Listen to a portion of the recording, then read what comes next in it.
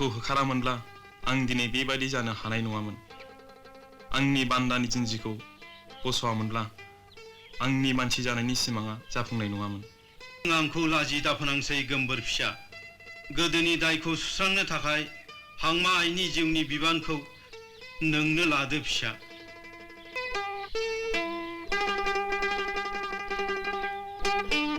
मानि सिमां? गावबा गावनि। थेट, आंलाय आंनिसो सानदोंमोन।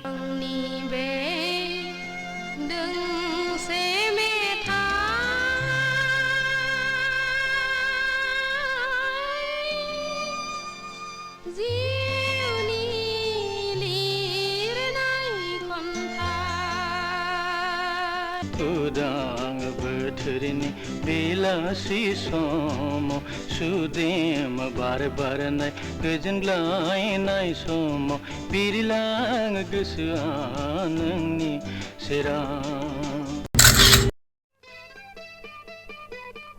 आंनि नामा हायनास्रि, नोंनियालाय आरो नों बबेनि? आंनि मुङा जोंदाव, आं बम्बेनिफ्राय फैदों। मडेल गार्लफोरनि फट' बुथुमग्रा। आं नोंसिनि फट'खौ जि दाग्रा कम्पानियाव हरगोन। बिदिब्ला आंनि मोनसे फट' खेबबावदे। अके, काम अन।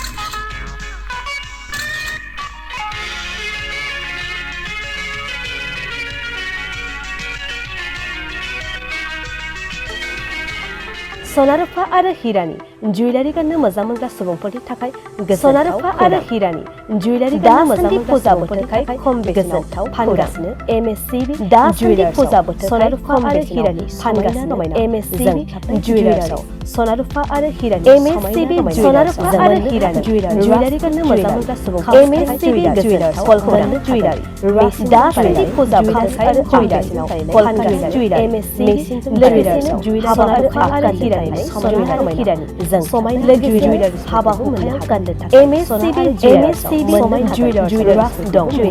खाजों नां जुवेलार्स एमएससीबी जुवेलार्स मेसिन दं बानायनाय जुवेलार्स बिबान आखाइ फटायनाय रेल गेटनि एमएससीबी जुवेलार्स हाबा हुखायाव गाननो खालामनो आरो हिरानि एमएससीबी जुवेलार्स 730 जगाजग खालामनो हागोन। एमएससीबी जुवेलार्स 2730 सहरजों नांजाबनाय क'क्राझार रेल गेटनि साखाथि वार्ड नं 5 बिबिकानन्द फटआव।